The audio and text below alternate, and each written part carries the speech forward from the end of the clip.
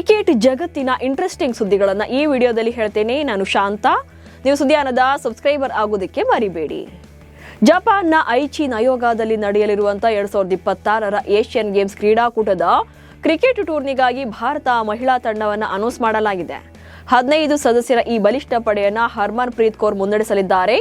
ಉಪನಾಯಕಿಯಾಗಿ ಸ್ಮೃತಿ ಮಂದಾನ ಕಾಣಿಸಿಕೊಳ್ತಾರೆ. ಇನ್ನು ಈ ಬಾರಿಯ ತಂಡದಲ್ಲಿ 17 ವರ್ಷದ ಯುವ ವಿಕೆಟ್ ಕೀಪರ್ ಬ್ಯಾಟರ್ ಆಗಿರುವಂತಹ ಜಿ ಕಮಲಿನಿ ಅವರು ಸೇರ್ಪಡೆಯಾಗಿದ್ದಾರೆ.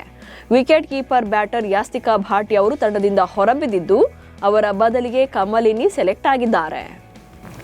ಐಸಿಸಿ ಪ್ರಕಟ ಮಾಡಿರುವಂತಹ ಹೊಸ ಅರ್ಹತಾ ನಿಯಮಾವಳಿಗಳ ಮೂಲಕ ಭಾರತ ಮಹಿಳಾ ತಂಡ 2028ರ ಲಾಸ್ ಏಂಜಲೀಸ್ ಒಲಿಂಪಿಕ್ಸ್ ಕ್ರೀಡಾಕೂಟಕ್ಕೆ ಅಧಿಕೃತವಾಗಿ ಅರ್ಹತೆ ಪಡೆದಿದೆ.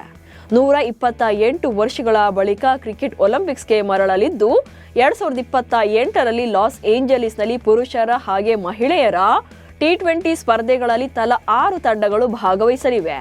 ಭಾರತ, ಆಸ್ಟ್ರೇಲಿಯಾ, ದಕ್ಷಿಣ ಆಫ್ರಿಕಾ, ಇಂಗ್ಲೆಂಡ್ ತಂಡಗಳು ಈಗ ಅರ್ಹತೆ ಪಡೆದಂತ 4 ತಂಡಗಳಾಗಿವೆ. ಐರ್ಲೆಂಡ್ ವಿರುದ್ಧ T20 ಸರಣಿಯಲ್ಲಿ ಭಾರತ ಸೋತಿದ್ದಕ್ಕೆ ಪಾಕಿಸ್ತಾನದ ಮಾಜಿ ಕ್ರಿಕೆಟಿಗ ಅಬಿದ್ ಅಲಿ ಸಂತಸ ವ್ಯಕ್ತಪಡಿಸಿದ್ದಾರೆ. ತಮ್ಮ ಇನ್ಸ್ಟಾಗ್ರಾಂನಲ್ಲಿ ಪೋಸ್ಟ್ ಒಂದನ್ನು ಹಂಚಿಕೊಂಡಿರುವಂತಹ ಪಾಕ್ ತಂಡದ ಮಾಜಿ ಆಟಗಾರ, ಭಾರತ ಸೋತಿರೋದನ್ನ ನೋಡೋಕೆ ಸಂತೋಷವಾಗಿದೆ ಅಂತ ಬರ್ಕೊಂಡಿದ್ದಾರೆ. ಅಬಿದ್ ಅಲಿ ಅವರ ಈ ಪೋಸ್ಟ್ ಈಗ ಸೋಷಿಯಲ್ ಮೀಡಿಯಾದಲ್ಲಿ ವೈರಲ್ ಆಗ್ತಿದೆ. ಭಾರತ ಮತ್ತು ಇಂಗ್ಲೆಂಡ್ ನಡುವಿನ T20 ಸರಣಿ ನಾಳೆಯಿಂದ ಆರಂಭವಾಗಲಿದೆ. ನಾಳೆಯ ಪಂದ್ಯ ರಾತ್ರಿ 10 ಗಂಟೆಗೆ ಆರಂಭ ಆಗಲಿದೆ. ಭಾರತ ಮತ್ತು ಇಂಗ್ಲೆಂಡ್ ನಡುವೆ ಒಟ್ಟು 8 ಪಂದ್ಯಗಳ ಸರಣಿ ನಡೆಯಲಿದೆ. ಮೊದಲಿಗೆ 5 ಪಂದ್ಯಗಳ T20 ಸರಣಿ ನಡೆದರೆ, ಇದಾದ ಬಳಿಕ 3 ಪಂದ್ಯಗಳ ಏಕದಿನ ಸರಣಿ ನಡೆಯಲಿದೆ. ಐರ್ಲೆಂಡ್ ಮೇಲೆ ಸೋತಿರುವಂತಹ ಟೀಂ ಇಂಡಿಯಾಗೆ ಇಂಗ್ಲೆಂಡ್ ಮೇಲೆ ಗೆಲ್ಲೋದು ತುಂಬಾನೇ ಚಾಲೆಂಜಿಂಗ್ ಇದೆ. ಸಂಜು ಸ್ಯಾಮ್ಸನ್ ಅವರನ್ನ ಪ್ಲೇಯಿಂಗ್ 11ರಿಂದ ಕೈ ಬಿಡೋಕೆ ಸಾಧ್ಯವಿಲ್ಲ ಅಂತ ಟೀಂ ಇಂಡಿಯಾದ ಸಹಾಯಕ ಕೋಚ್ ಆಗಿರುವಂತ ರಯಾನ್ ಟೆನ್ ಡೊಡ್ಶೆಟ್ ಅವರು ಸ್ಪಷ್ಟಪಡಿಸಿದ್ದಾರೆ. ಇತ್ತೀಚೆಗೆ ಭಾರತ ತಂಡ T20 ವಿಶ್ವಕಪ್ ಗೆಲ್ಲುವಲ್ಲಿ ಸಂಜು ಸ್ಯಾಮ್ಸನ್ ಅವರ ಪಾತ್ರ ತುಂಬಾನೇ ದೊಡ್ಡದಿತ್ತು. ಕೇವಲ 1-2 ಪಂದ್ಯಗಳ ವೈಫಲ್ಯದ ಆಧಾರದ ಮೇಲೆ ಅವರನ್ನ ಕೈ ಬಿಡೋದು ಸರಿಯಲ್ಲ. ನಾವು ಆಟಗಾರರಿಗೆ ದೀರ್ಘಾವಧಿಯವರೆಗೆ ಅವಕಾಶವನ್ನ ನೀಡೋಕೆ ಇಷ್ಟಪಡ್ತೇವೆ. ಸೂರ್ಯವಂಶಿ ತನ್ನ ಅವಕಾಶಕ್ಕಾಗಿ ಇನ್ನಷ್ಟು ಟೈಮ್ ಕಾಯಬೇಕಾಗಬಹುದು ಎಂದಿದ್ದಾರೆ.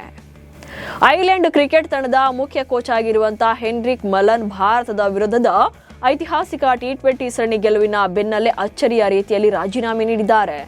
ತಂಡದೊಂದಿಗೆ ಮಾಡಿದ ಸಾಧನೆಗಳಿಂದ ನಾನು ಸಂತೋಷವಾಗಿದ್ದೇನೆ ಎಂದು ಮಲನ್ ತಮ್ಮ ಹೇಳಿಕೆಯಲ್ಲಿ ತಿಳಿಸಿದ್ದಾರೆ. ಹೀಗಿದ್ರೂ ಕೂಡ ಮುಂಬರುವ ವರ್ಷಗಳಿಗೆ ತಯಾರಿ ನಡೆಸೋಕೆ ಹೊಸ ತರಬೇತುದಾರರಿಗೆ ಈಗಲೇ ಸಮಯ ನೀಡೋದು ಮುಖ್ಯ. ಹೀಗಾಗಿ ನಾನು ಅವಧಿಗೂ ಮುನ್ನವೇ ರಾಜೀನಾಮೆ ನೀಡುತ್ತಿರುವುದಾಗಿ ಮಲನ್ ಹೇಳಿದ್ದಾರೆ. 2025-27ರ ಐಸಿಸಿ ವಿಶ್ವ ಟೆಸ್ಟ್ ಚಾಂಪಿಯನ್ಶಿಪ್ ಅಂಕಪಟ್ಟಿಯಲ್ಲಿ ಪ್ರಮುಖ ಬದಲಾವಣೆ ಕಂಡುಬಂದಿದೆ. ಆಂಟಿಗುವಾದಲ್ಲಿ ವೆಸ್ಟ್ ಇಂಡೀಸ್ ಹಾಗೆ ಶ್ರೀಲಂಕಾ ನಡುವೆ ನಡೆದ ಮೊದಲ ಟೆಸ್ಟ್ ಪಂದ್ಯದ ಫಲಿತಾಂಶ ಪಾಯಿಂಟ್ಸ್ ಪಟ್ಟಿಯಲ್ಲಿ ಸಂಪೂರ್ಣ ಬದಲಾವಣೆಗಳನ್ನು ತಂದಿದೆ. ಈ ಮ್ಯಾಚಲ್ಲಿ ಶ್ರೀಲಂಕಾ ವೆಸ್ಟ್ ಇಂಡೀಸ್ ವಿರುದ್ಧ ಹೀನಾಯವಾಗಿ ಸೋತಿದೆ. ಹೀಗಾಗಿ ಭಾರತ ಅಂಕಪಟ್ಟಿಯಲ್ಲಿ 5ನೇ ಸ್ಥಾನಕ್ಕೆ ಜಿಗಿದಿದೆ. ಇನ್ನು ಶ್ರೀಲಂಕಾ 6ನೇ ಸ್ಥಾನಕ್ಕೆ ಕುಸಿದಿದೆ. ವಿಶ್ವ ಟೆಸ್ಟ್ ಚಾಂಪಿಯನ್ಶಿಪ್ ಸರಣಿಯಲ್ಲಿ ಇಂಗ್ಲೆಂಡ್ ತಂಡದ ಕಳಪೆ ಪ್ರದರ್ಶನ ಮುಂದುವರೆದಿದೆ. ನ್ಯೂಜಿಲೆಂಡ್ ವಿರುದ್ಧದ ಮೊದಲ ಪಂದ್ಯದಲ್ಲಿ ಗೆದ್ದಿದ್ದಂತ ಇಂಗ್ಲೆಂಡ್ ಅನಂತರ ಬ್ಯಾಕ್ ಟು ಬ್ಯಾಕ್ 2 ಪಂದ್ಯಗಳಲ್ಲಿ ಸೋತು ಈಗ WTC ಫೈನಲ್ ರೇಸ್ನಿಂದ ಹೊರಬಿದ್ದಿದೆ. ಇಂಗ್ಲೆಂಡ್ ತಂಡ ಅಂಕಪಟ್ಟಿಯಲ್ಲಿ 7ನೇ ಸ್ಥಾನಕ್ಕೆ ಜಾರಿದ್ದು, ಈ ಮೂಲಕ ವಿಶ್ವ ಟೆಸ್ಟ್ ಚಾಂಪಿಯನ್ಶಿಪ್ ಫೈನಲ್ ರೇಸ್ನಿಂದ ಔಟ್ ಆಗಿದೆ. ಟೆಸ್ಟ್ ಸರಣಿ ಗೆಲುವಿನೊಂದಿಗೆ ಅಂತಾರಾಷ್ಟ್ರೀಯ ಕ್ರಿಕೆಟ್ಗೆ ವಿದಾಯ ಹೇಳಬೇಕು ಎಂದುಕೊಂಡಿದ್ದ ಇಂಗ್ಲೆಂಡ್ ತಂಡದ ನಾಯಕ ಬೆನ್ ಸ್ಟೋಕ್ಸ್ಗೆ ಸೋಲಿನ ಬೀಳ್ಕೊಡುಗೆ ಸಿಕ್ಕಿದೆ. ಇಂಗ್ಲೆಂಡ್ ವಿರುದ್ಧ ನ್ಯೂಜಿಲೆಂಡ್ 2-1 ಅಂತರದಲ್ಲಿ ಸರಣಿಯನ್ನ ಗೆದ್ದಿದೆ.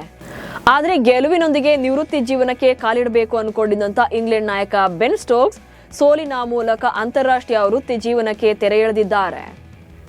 ಪಂಜಾಬ್ ಕಿಂಗ್ಸ್ ತಂಡದ ಕ್ರಿಕೆಟಿಗ ಶಶಾಂಕ್ ಸಿಂಗ್ ಹಾಗೆ ಅವರ ತಂದೆ IPS ಅಧಿಕಾರಿ ಶೈಲೇಶ್ ಸಿಂಗ್ ವಿರುದ್ಧ FIR ದಾಖಲಾಗಿದೆ. ಶಶಾಂಕ್ ಸಿಂಗ್ ಹಾಗೆ ಅವರ ತಂದೆ ಶೈಲೇಶ್ ಇಬ್ಬರು ಸೇರಿ ಮನೆಯ ಅಡುಗೆ ಮಾಡುವಂತ ಕುಕ್ ವಿಪೇಂದ್ರ ಸಿಂಗ್ ತೋಮರ್ ಮೇಲೆ ಮನಬಂದಂತೆ ಹಲ್ಲೆ ನಡೆಸಿದ್ದಾರೆ ಎನ್ನುವಂತ ಆರೋಪ ಕೇಳಿಬಂದಿದೆ. ಇದರ ಬೆನ್ನಲ್ಲೇ FIR ದಾಖಲಾಗಿದೆ. ಇವಿಷ್ಟು ಇವತ್ತಿನ ಕ್ರಿಕೆಟ್ ಬಗೆಗಿನ ಸುದ್ದಿಗಳು. ನಮಸ್ಕಾರ.